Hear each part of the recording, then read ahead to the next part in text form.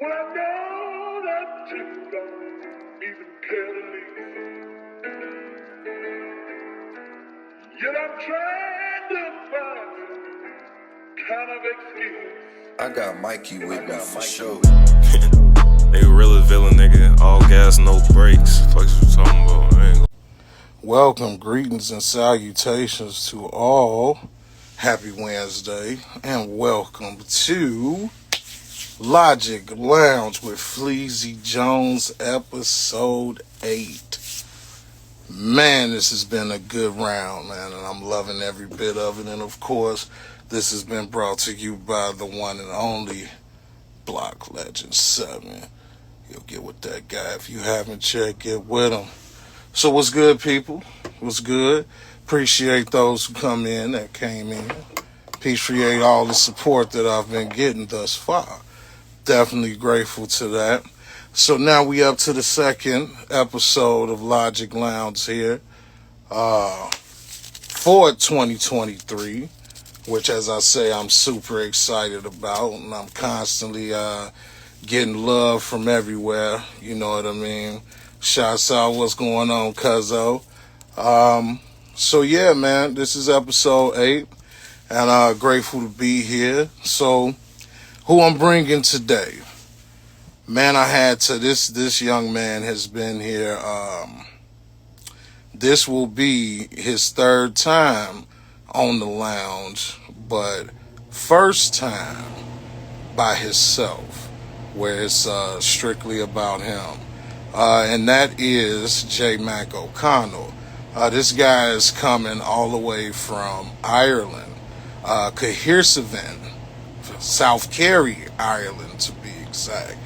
I first got in tune with this guy, I want to say maybe middle of the year last year. I met him through Valerie Lorraine. Shouts out to Valerie. I had a poetry special. Was my second show. And, you know, just a little background on that. It was kind of chaotic.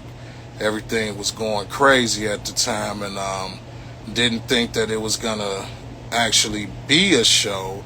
But shouts out to Val. She came through in the clutch for me and reached out to some great gentlemen that came and helped my show become what it was. And one of those people was Jmac.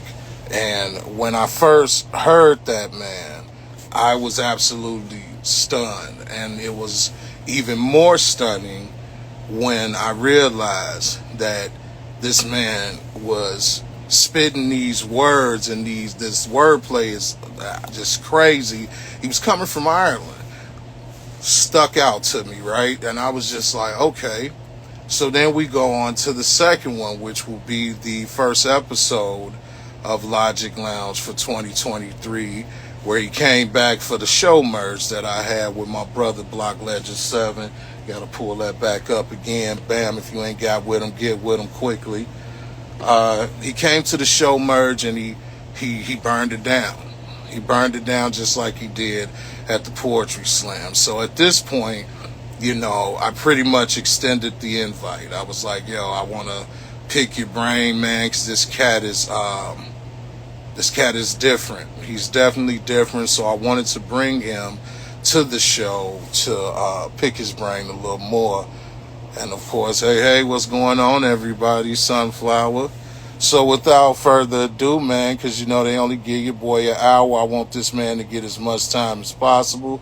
So I'm going to bring up Ireland's finest. It's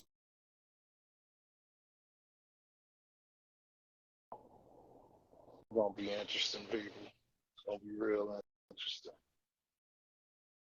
Definitely looking forward to this. It's like, yo, Yo, Jmac, what's good, brother? I'm good, man. You blessed. Yeah.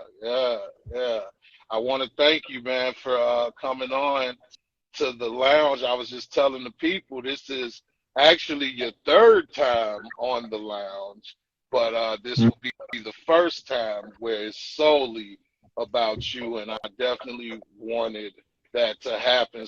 So thank you, man, for coming through to the lounge and agreeing to have a sit down with me, man. I'm more than excited. You know what I mean? Definitely. Yeah, cheers, man. No, definitely the platform's sick.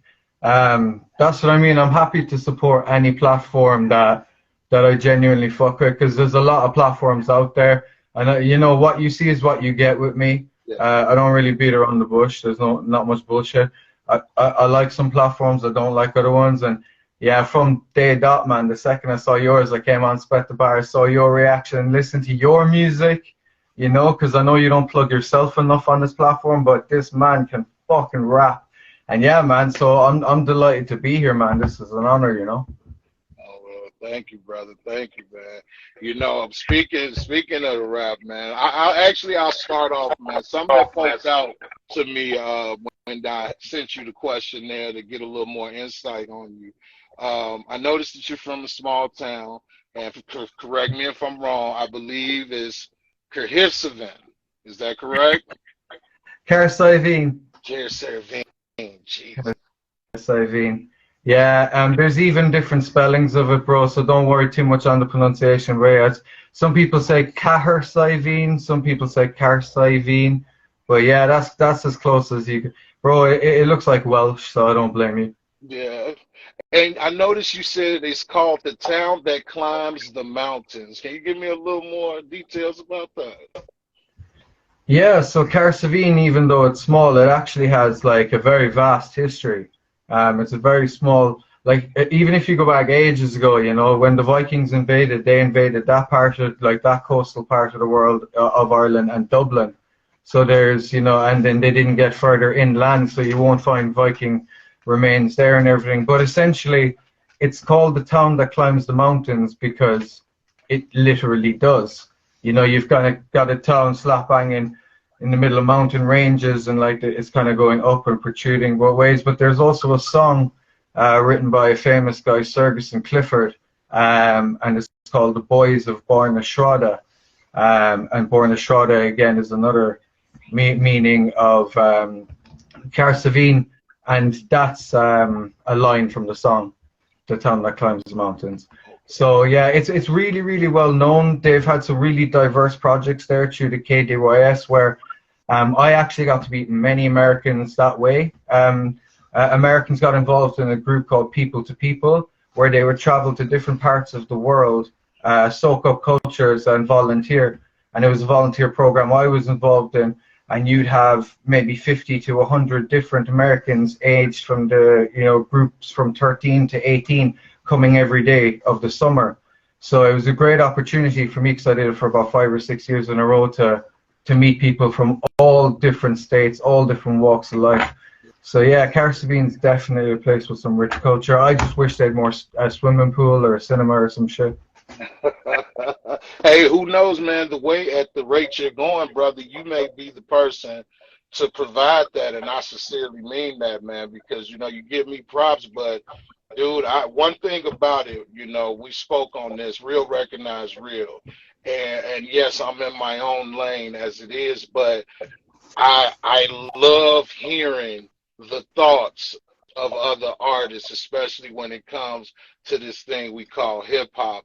And dude, you're out of this world. So I know it's only a matter of time before that attention hits and it goes to another level, bro. It's just about, you know, you getting there, and you're definitely on your way to that. You know, there's no doubt in my mind about that at Thank all. you. Thank you, Fleezy. Yeah, no doubt. So let's get into it, brother. So, man, just for the people that just got in, you are on the Logic Lounge with Fleezy Jones, episode 8, brought to you by Block Legend 7. Get with that, man, if you haven't already. And we are having a sit down with Ireland's finest, Jmac. Now, he didn't say that. I'm saying that. Jmac O'Connell, man. So let's see. Let's break it down, man. We got spoken word, we got singer, we got songwriter, we got battle rapper, and now we got soon to be author. So I want to dissect into that, brother. Now, with the wordplay that you have, you're telling me you've only been in this game of hip hop for 3 years, you say? Mm-hmm. Yeah, that's true. Now, I will give credit where credit is due. I've been a student of the game for many, many years. So, you know, constantly thinking about something, and it actually will develop the skill in your brain if you think about something often enough, and if you notice wordplay, and if you know so on and so forth. So again, while a lot of the people in my area were listening to for me, it was the case I was listening to old school hip hop tracks. I was listening to tape decks. I was listening to CDs. I was listening to rappers. And throughout my entire life, that stuck with me. And then I got more into UK rap and whatever and everything. So I think eventually, as it just pools in your brain, and I started noticing things that other people don't notice when they do listen to music. You know, double entendre, simile. I didn't know what the fuck any of these things were called. I just knew that it was cool. And then eventually I started watching bar for bar breakdowns, unabashedly, Reggie, Lyricology 101, all these guys, and I started noticing that they're noticing what I'm noticing. And it's almost like when I hear rap, different parts of my brain light up and they color coordinate inner rhyme schemes to end rhyme schemes to a section of wordplay. It's almost like a very systematic computer calibrated system that's been built in my head solely for this. And I always had it. I always had it. I just never knew how to master the controls. I just thought it was whatever. And then, yeah, so yes, I have only technically been solidly rapping for 2 years, writing for about 3. But what you have to consider is that a guy can do anything for 10 years or 3 years. It depends on the work rate and the rate of learning that is involved in those periods of time that will determine who is more successful or who reaches their pinnacle. Because I rap every motherfucking day, and when I'm not rapping, I'm thinking about rapping. So yes, only 3 years deep, but that's the reason that I do not sound like a guy who's 3 years deep. The only thing I personally think for me that needs to improve is my cadence and my flow and my delivery, but that will come with time. Because you cannot perfect something, you cannot have experience in something you don't yet have experience in. So when that fully connects for me and I find my sound, it's game over for everybody. I love it. I absolutely love it. And you're right, man. You know, you mentioned that it doesn't sound like you're 3 years in, bro. I would have easily put 10. You know what I mean? And that's on the minimum side. So to know that and to see that animal instinct, man, it's something to see, brother. It's something to see, man. I want to dig a little deeper into. I noticed you were saying that where you're from, you know, most of the people around you was more into the fist pumping type music and things like that. How did you even get to rap? How did you even get to it to be inspired by it with all that going on around? Well, it's funny you say that, because when I was in school growing up, I was an outcast in a sense, but I was an outcast that fit in every group. So I wasn't, you know, because even though it is a bit of a cliche, you do have a certain level of, you know, your jocks, your geeks, your goths, you do have an element of that in Ireland. Now, it's not as profound as in the UK, but I always got on with everybody, because everybody knew that I was someone who could lose the rag quite quickly. I got kicked out of a lot of classes. I was a troubled guy, but I did like to make friends with everybody, and if you were cool with me, I was cool with you. So how it all started was I used to hang around with guys who liked rock a lot, and I was listening to a lot of rock. Like if I was flicking through music channels, it was Scuzz and Kerrang and, you know, all that heavy shit. And then I started listening to Linkin Park. And I was like, this is different. Like, I was like, they're not just, you know, this isn't Slipknot. And I almost started to say, like, this sounds like rap. And it's funny, because if you go back to when I was like 13, I was part of a group called Anti-Rap. I hated it, because in my mind at that point, rap was about money, bitches, and whatever else. It was stupid. There was no substance to it, blah, blah, blah. So I hated it. And then I think what really turned me was a combination of Linkin Park, and then I remember I heard one Eminem song. I think it was Spacebound, and I was going through some shit at the time, and I was like, oh my God, nothing has ever connected with me like this before.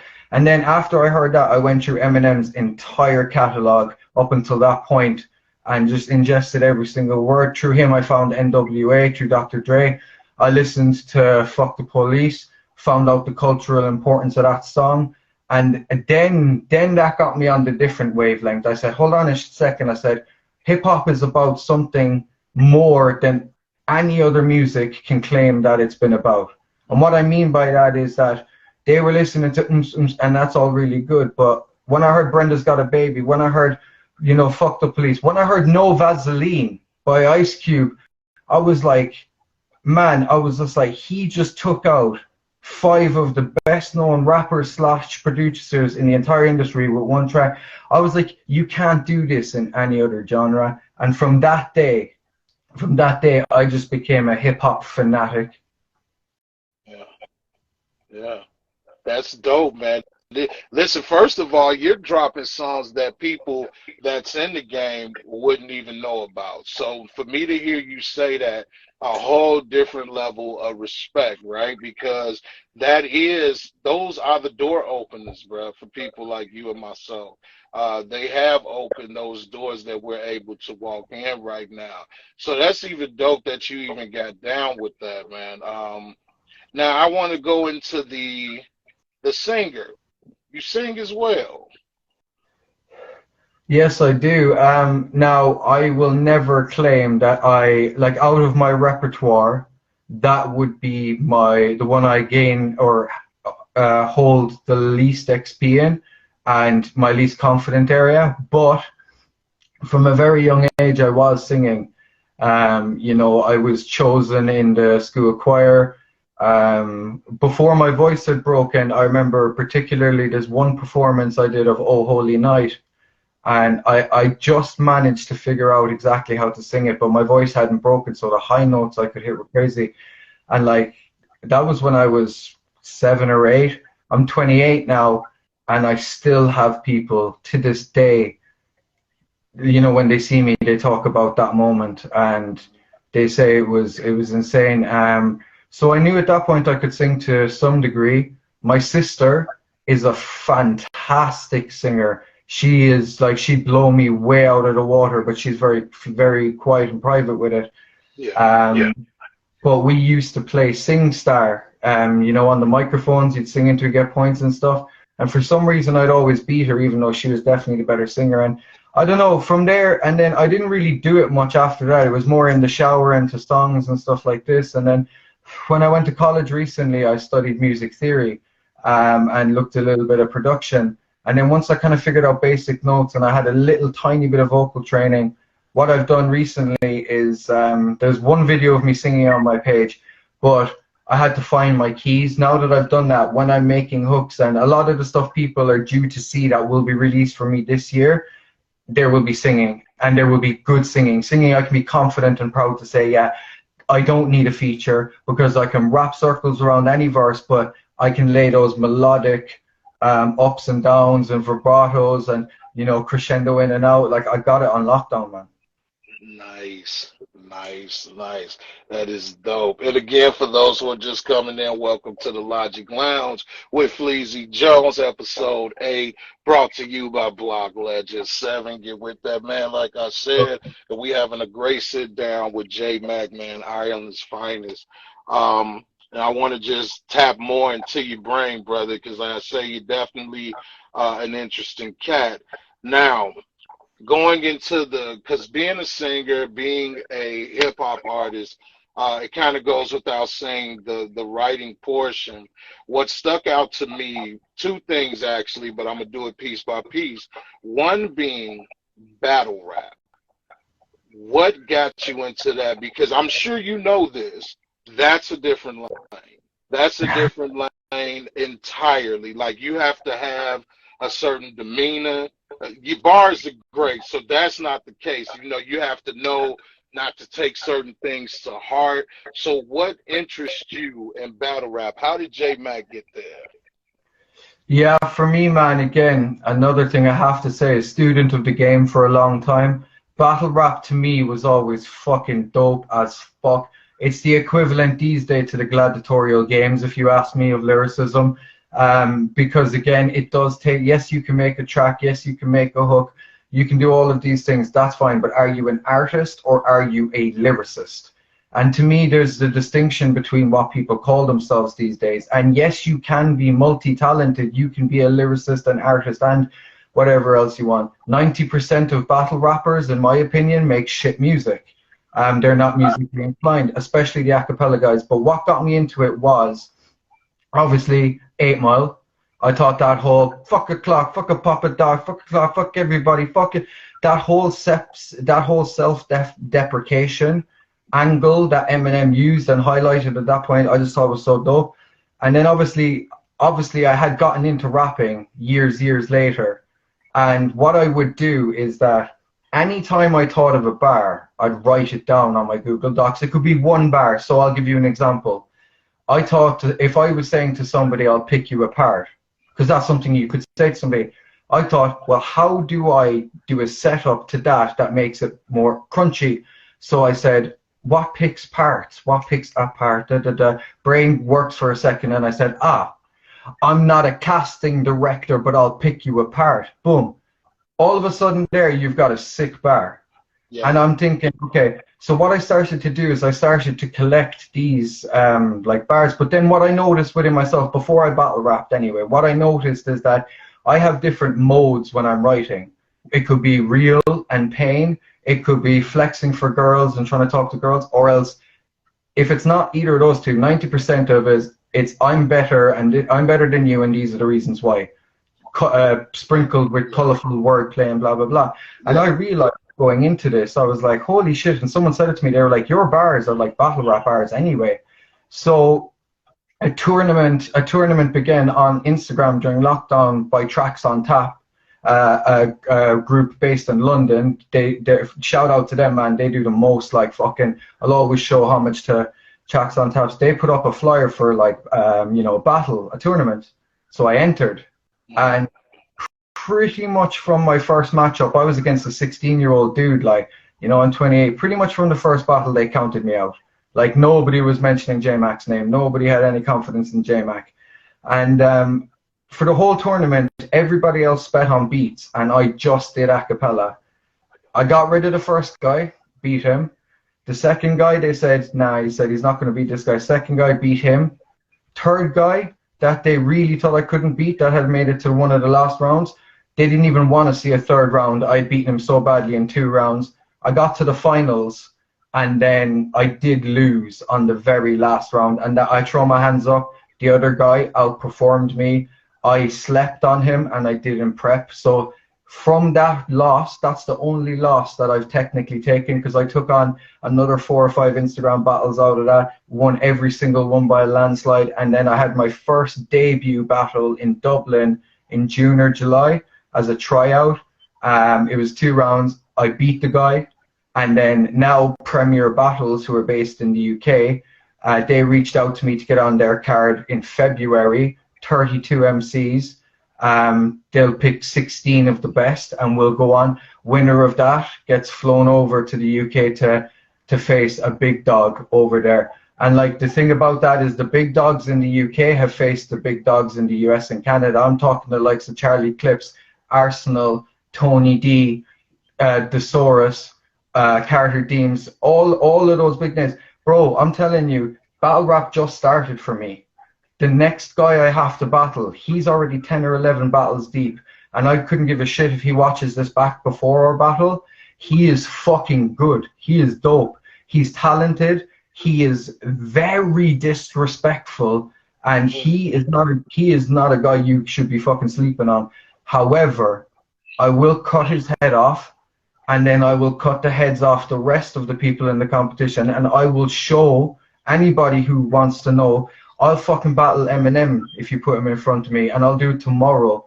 So yeah, that's me in battle rap. That's my relationship with battle rap, because it's no skin off my nose, Fleezy. Like, I don't give a shit if a man comes in front of my face and he says the most, all I'm hearing from your mouth is blah, blah, blah, blah, blah. The only reason that I'm even listening to the words you're saying is just in case I can flip them.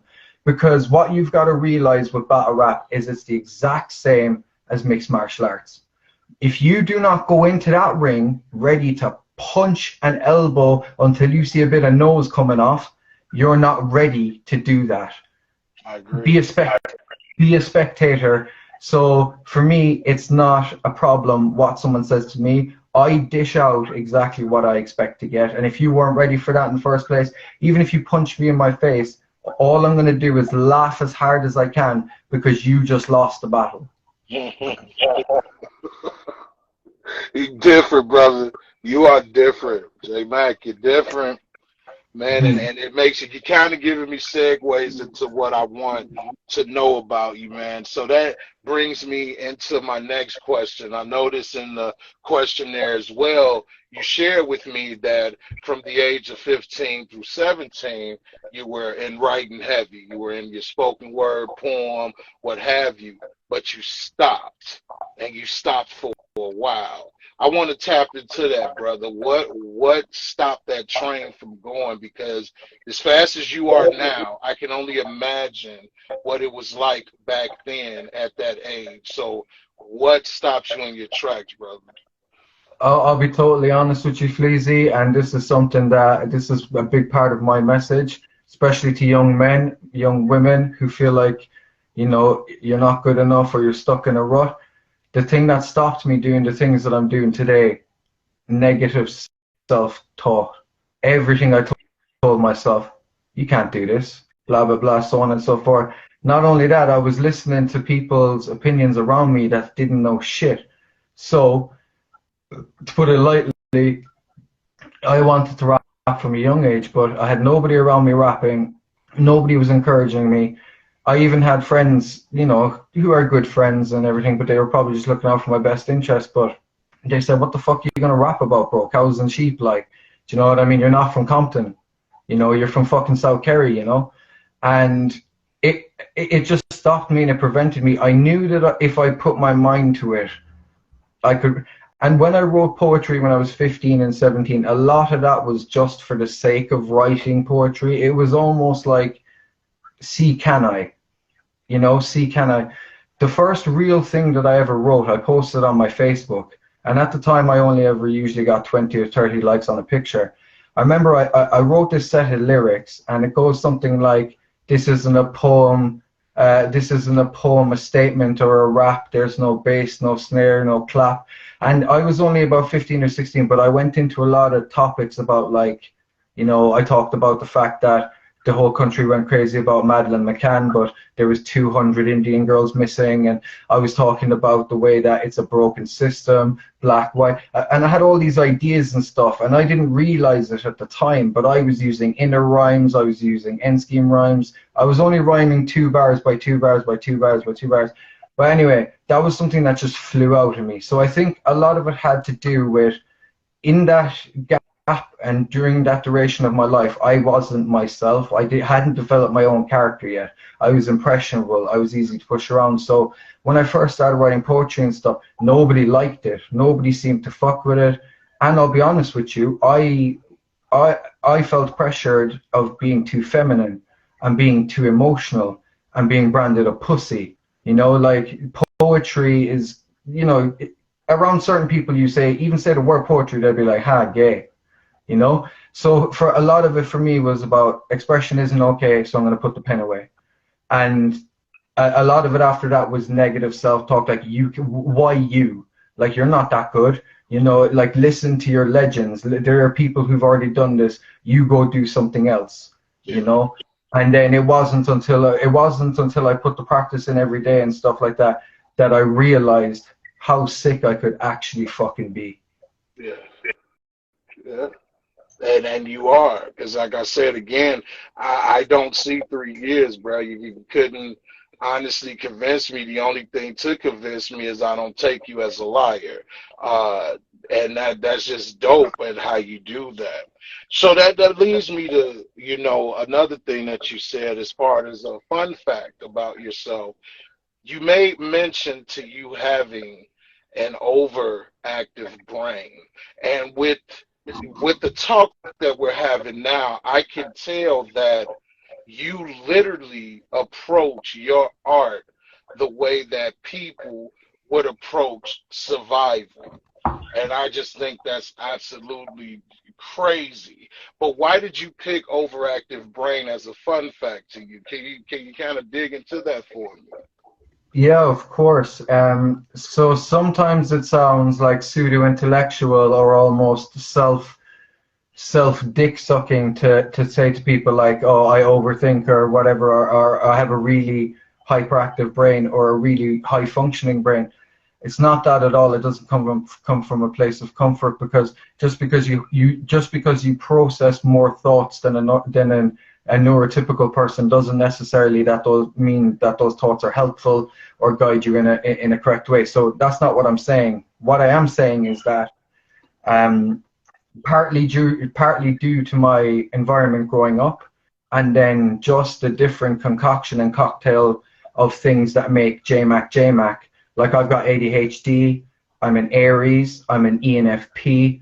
I am quite like all of those things. I'm not saying hold credence on their own. I don't believe in horoscopes or whatever, but I do believe that certain things do kind of make you a little bit more what you are. I'm quite an extroverted person anyway. The only time I'm not extroverted is when I don't feel safe. And like growing up, I kind of grew up in an environment where danger was around the corner. Like, you know, you had to be aware, you had to be careful, in case you got a slap of a belt, in case you got a slap of a hand, in case there was an argument ensuing or a door slamming or any shit like that, you know. Yeah. And I was the eldest, and I had little brothers and sisters to protect, and shit like that, man. So I guess for me, what I mean by that is that I analyze critically absolutely everything. Like, it's what helped me perform well when I got into work. Like, you know, I mean, I was in a call center working for a gas and electricity company, and they promoted me from an agent in 4 months to senior. And then from senior, another 6 months later, I got into the role of management. I was taking meetings. I was taking meetings for a guy who was 2 positions above me, you know, but when it's done productively, that's awesome. But like, I'm the type of guy now who, when I go to bed at night, it takes me 2 to 3 hours of my head resting amongst the pillow to actually get to sleep. You know, my brother, for example, my younger brother, he can hit the pillow and he can listen and watch TV. Within 6-7 seconds, the man's asleep. For me, it's not like that. I'm always thinking. I'm always constantly turning the gears of my mind every single day, every single second. Like I'm having a discussion with you right now, right? I'll give you an example, and we're discussing it. I see Valerie Lorraine's name in the comments now, and while I'm talking to you about it, I've just thought that I'm due to call her. I told her I'd call her on Wednesday, and I think today is Wednesday, and I haven't been. Do you know what I mean? Like, I'm thinking about that, but then I also have 4 or 5 other thoughts. And if you can focus that, because one of the superpowers about ADHD is hyperfocus. So when it comes to writing rhymes and stuff like that, bro, minimum I write is 16 a day. Minimum I write is 16 a day. And that's where the hyperfocus kicks in.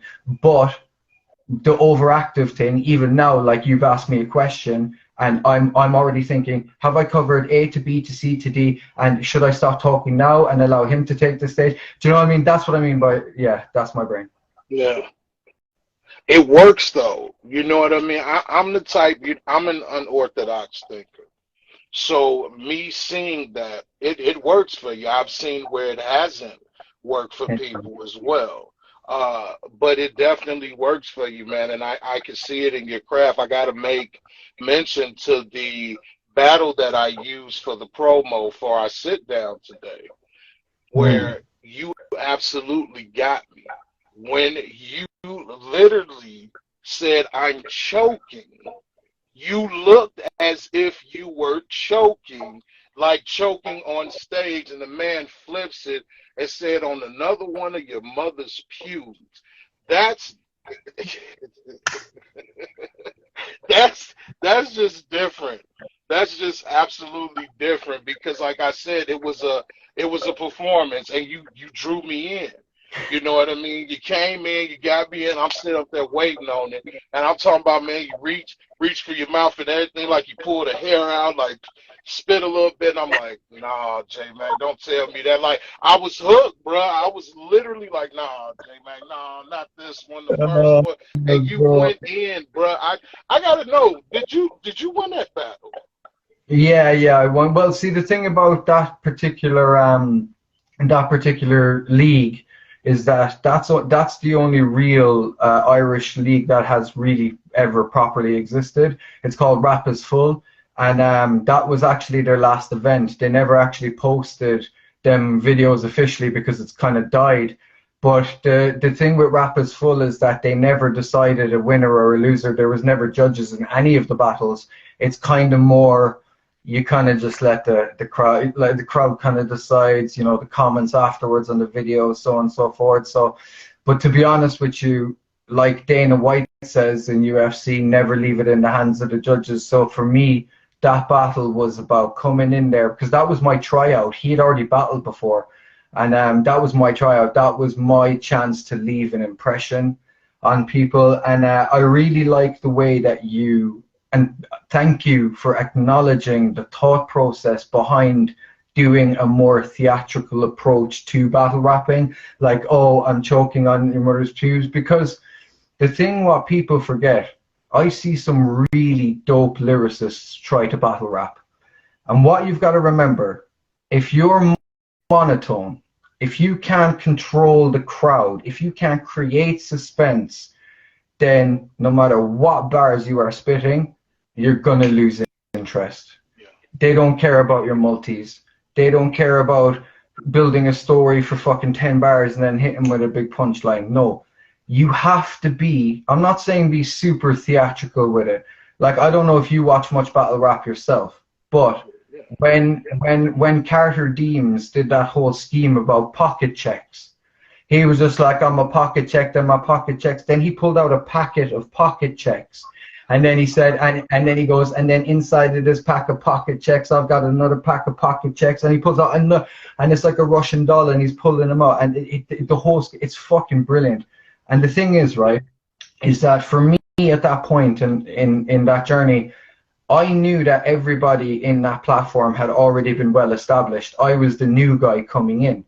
So it's like, I could come in and say some crazy shit, blah, blah, blah, which I did later.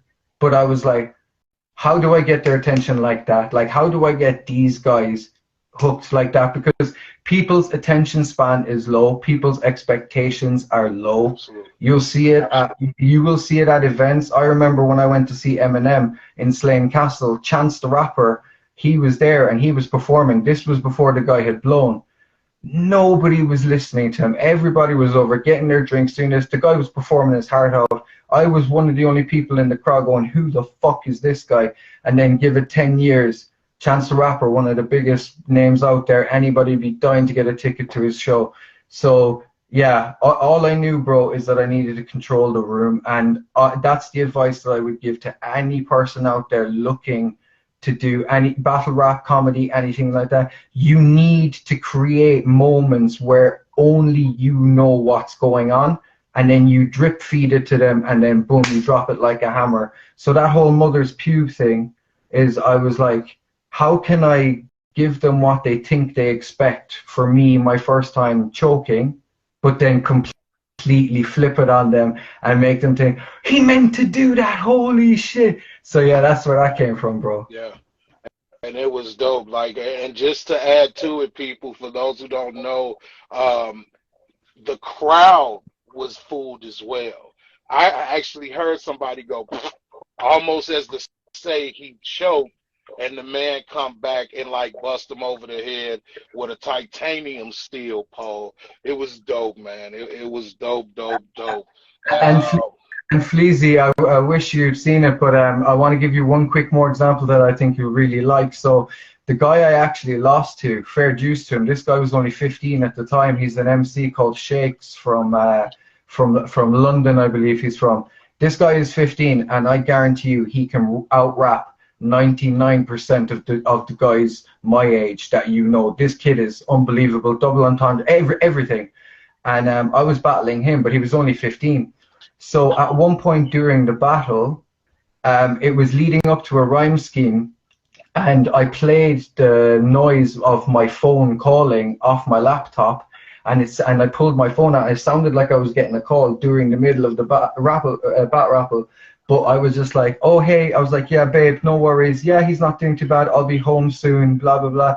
And then I put the phone down, and then I said to him, that was your mother, and I told you to go to school. And everybody was fucking pissing themselves, bro. They were like, they genuinely thought I got a phone call and I was just playing it off, but I was pretending it was his mother because he's too young to be battling me and I'm fucking his mom.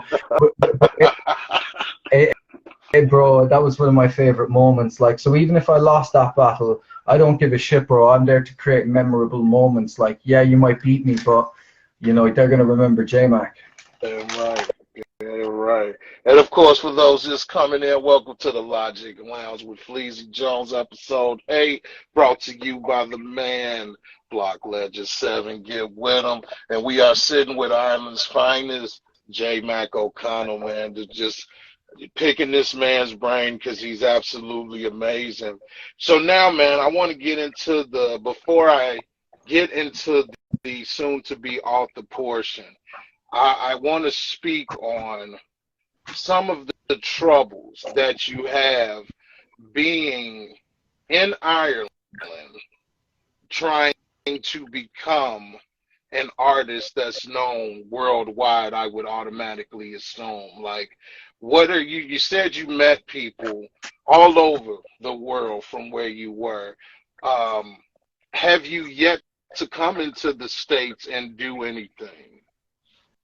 Yeah, definitely. I mean, ultimately, like the States is in my scope. Eventually, I've like thus far I've only worked with artists and produced stuff with artists from the States. You know, I just want to pay some respects to my brother, Mr. One More Round.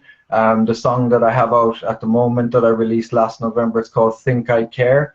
It's featuring myself and a cat called Rabalin. I believe Rabalin's from Atlanta. He is a very, very talented, prolific artist. He's you know Chris Calico. He's done like two or three tracks with Chris Calico. He's a top MC and he's such a humble, good, nice dude. But then we did a feature with another guy from Chicago on the same track, Think I Care. Called Mr. One More Round. Bro, this guy was like, it doesn't matter what age you are, this guy felt like your big brother, you know? He had this saying, and he always said, your fight isn't over, or your fight ain't over. And I didn't know this guy for too long, but we became good friends, and you know, there were some times where I was going through some dark shit, man. And he sent me some voice notes that proper picked me up. And I had the whole idea at the end of my Issues album, which I deleted, but I wanted to do a track with him where it's almost like my younger consciousness talking to my older consciousness. And before we got a chance to do that, unfortunately, he passed away. So the last track that he ever did was with me and Rabalin. And, you know, I'm just happy, man. I'm honored that, you know, I got him on something. I got a way to remember him. He truly was just a guy who fucking cared about people, man. And, you know, I don't care. Everybody says we're all empaths. We all do poetry, all of this. But this was a guy who went out of his way for anybody. He'd give you the shirt off his back, not a problem. And unfortunately, he was taken. But yeah, the fact that I got to do a track with him was brilliant. And I've done a track with a guy from Canada called Captain Kira, very talented rapper. Very interesting sound. In Ireland, it's more difficult, especially where I am. So I'm in a place called County Kerry. And up until about 2 years ago, I genuinely didn't know anybody else in Ireland rapped besides the guys in Dublin who were doing drill rap and they're rapping in London accents. That was my only knowledge of Irish rap. And then slowly but surely, I started to see more happen and so on and so forth. You know, the only reason I'm so late to battle rap is because I only just figured out about a year ago that there was battle rap.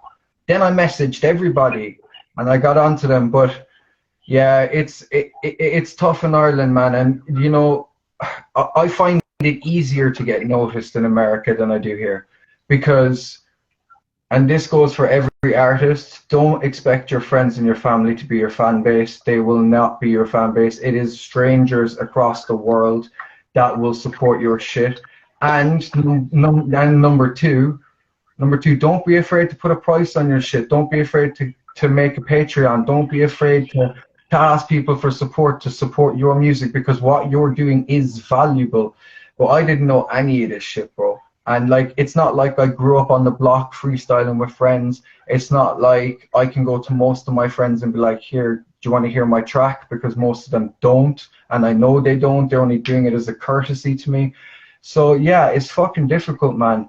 But what I have been good at is connecting with people outside of my area. So the disadvantages are I don't do shows. I never get to do shows. I never get to perform live. I don't get to go studio with other people and stuff.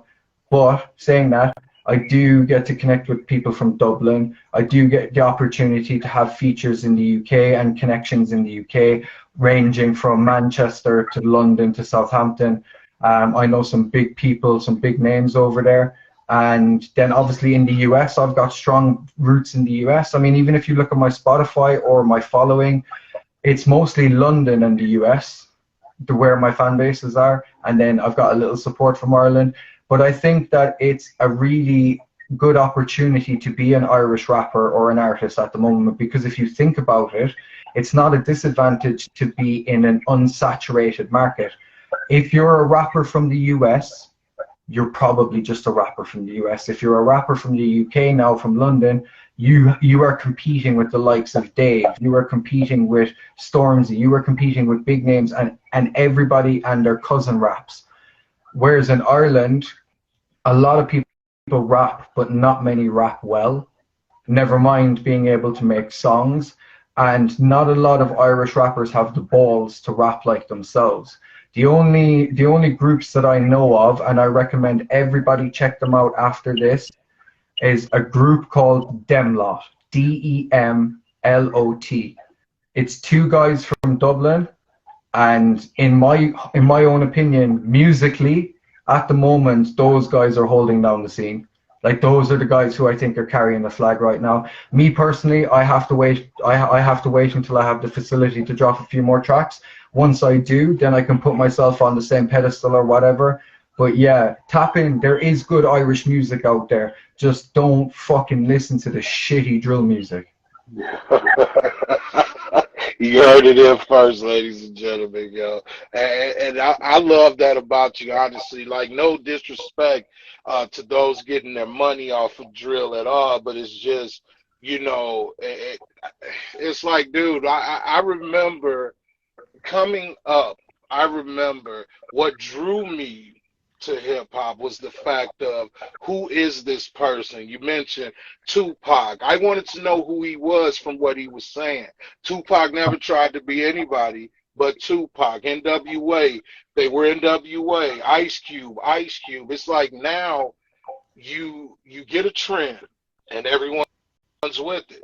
Just like my brother Block, man, we say all the time, there's nothing scarier than thugs in skinny jeans right now. Like, how are you this tough? Where are you even keeping the banger, brother? Like, that's a fear of mine, Jmac. Like, yo, to have to put down a guy with jeans on tighter than a lady that I probably find attractive. This is ridiculous, and that's what music has become about, dude. It's absolutely. And it's become the standard, and it's like, do you know what it is as well? I have a bar where I said, I don't speak on the times they got me in cuffs, because I never spoke when they locked me in cuffs. I'll never bark on my dogs. The cat's got my tongue.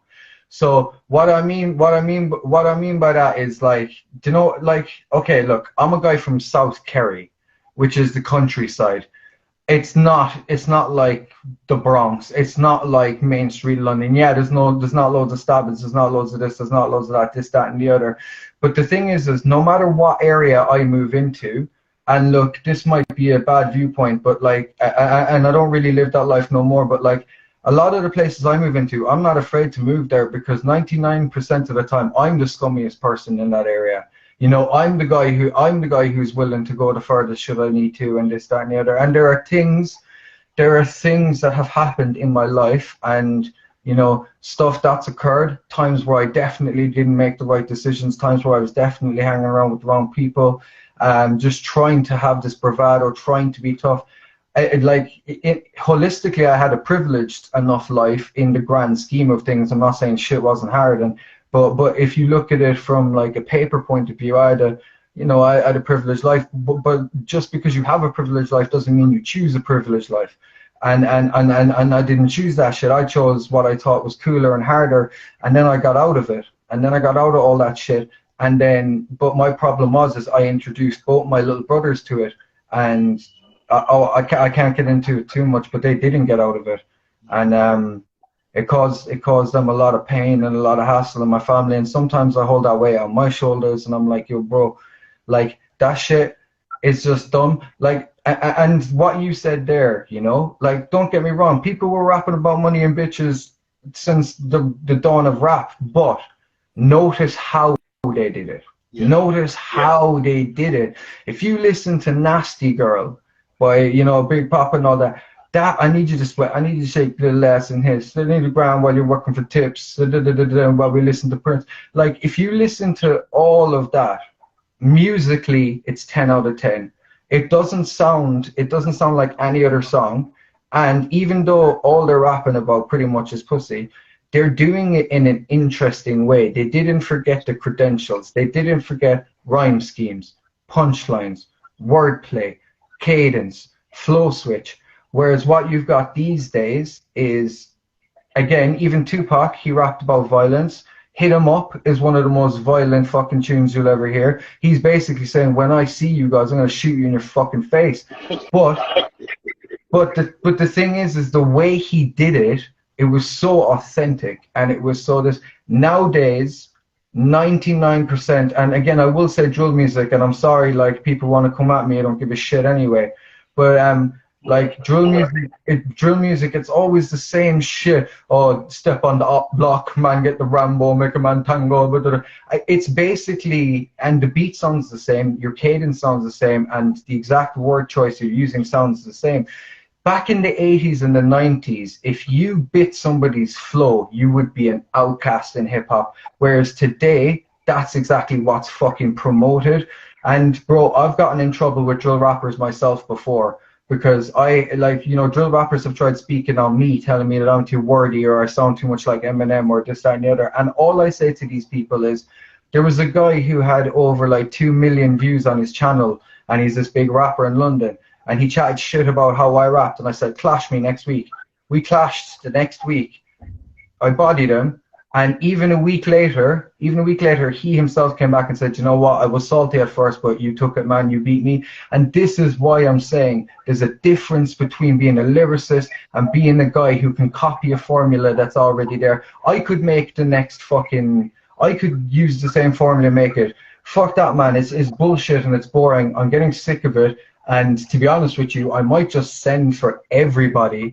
And the thing is if all these men are really on the bullshit that they say they're on, why haven't I dead yet? Do you know what I mean? No one's coming knocking on my door. My address is out there, bro. Come fucking get me. And I'm not trying to sound hard or sound tough, but what I am saying is that the guys who are really putting shanks in people, the guys that are kicking down doors, stealing crops, the guys that have cases on their heads, they are not the same guys who are saying that shit on a track. And not only that, you are incriminating everybody in your circle. Even if it's a case that you beat, you literally are incriminating and giving out names. So you're a fucking snitch too. I'm done. Yo, Jmac. And you wondered why I wanted you on the lounge. This is what I'm talking about, man. Yo, y'all heard it here first at the Logic Lounge, man. Jmac, the amazing, he is speaking for Ireland, man. I'm saying it right now. Yo, with our last 6 minutes, brother, I just want you to tell me what's going on as far as the soon-to-be author, and what are the new projects coming from Jmac? What can we expect, brother? Yeah, but like expect the worst and expect the best. Do you know what I mean? Like there's a lot of stuff coming and a lot of stuff that I'm working on. You know, whether it be battle rap, whether it be music, and then books as well, man. I'm just trying to finance everything at the moment, but just keep an eye is the main thing I can say. Yeah. Well, okay then. Now, what got you into being an author, and what are we expecting from Jmac as far as Jmac the author? Well, actually, the first book that I'm writing is actually the first book that I'm writing. It's a self-help book. A girl cheated on me, so I decided I might as well monetize over it. So it's called Thank You for Cheating, and it's a self-help book. It's about the journey of being cheated on and why it's not your fault, and like not blaming yourself as a victim and all this stuff. And then the second book I'm working on is kind of like a fantasy erotica book. So, but then I've got spoken word albums coming out for my poetry as well. So like I've got a lot of shit coming, man. I just need to prioritize, organize, and then actually put money behind shit too. Okay. And one more thing, as I always ask my guests when I do get the chance, man, I want to hear J Mac's message to the next person trying to get up out of that slump, brother. What's your message to a person that wants to be in the mind state like you, that is driven and on its way to greatness? Well, the thing I'd say to that is that if you're at rock bottom, good, because the only place that you can go from rock bottom is up. So even if you're in the worst place ever, oh, okay, sorry. No, you're good, brother. Yeah, but even if you're in the worst place ever, you know, the only way to go is up. So just even if it's a shit situation, write down the things that are not going well in your life, and then write down the things. Be like envision yourself being the person you want to be, and then make tiny steps every day to do those things. You know, if you've no hobbies, write down 5 things, try them during the week, and if it doesn't work, then try another 5 things. Eventually, you'll find something you kind of like. But it's not an overnight process. You've got to change neural pathways in your brain, which is the scientific way that we change our minds. That takes a long time. So all you've got to do is be the gatekeeper of your mind every single day. Like the thing is, if you eat bad food, you'll feel bad. If you take loads of drugs, you get fucked up. So be careful what music you listen to. Be careful what you put into your body. And at the end of the day, start listening to people like, you know, Tony Robbins and shit like that. Start listening to podcasts and shit like that. That's all I got to say on that, really. Yeah. Facts. Well, you heard it here first, ladies and gentlemen. I want to thank my guest, J Mac O'Connell, for coming to the lounge today. This was a dope talk, brother. I definitely appreciate your time. And for those who don't know, just to show you how real this man is, it is approaching 8 o'clock here in Central Time. This man is approaching 2 a.m. where he is, and that man took the time to come and sit with me. So for that, I'm grateful, brother, and I'm definitely going to let you get to the rest of your evening, or should I say, wee hours of the morning. And like I say, brother, I plan to work with you. We're going to definitely keep in tune, you know what I mean? Definitely keep in tune. No, respectfully, Fleezy, look, big up Logic Lounge, big up yourself, man. I appreciate you having me on. Like, I love chopping it up with people who I have respect for. Big up everyone that's locked in as well. Like I said, just follow me, check the shit I got out at the moment. Got some new shit coming out. I literally wrote a tune today, and I'm gonna get Fleezy to jump on. Me and Fleezy are definitely gonna be working, and we're gonna fuck shit up, man. So yeah, big up everyone locked in. Thanks, man. And like I always say, living off good instinct counts, so always keep your logic. Brought to you by Block Legend 7. Y'all be safe out there. We out. Peace, bro.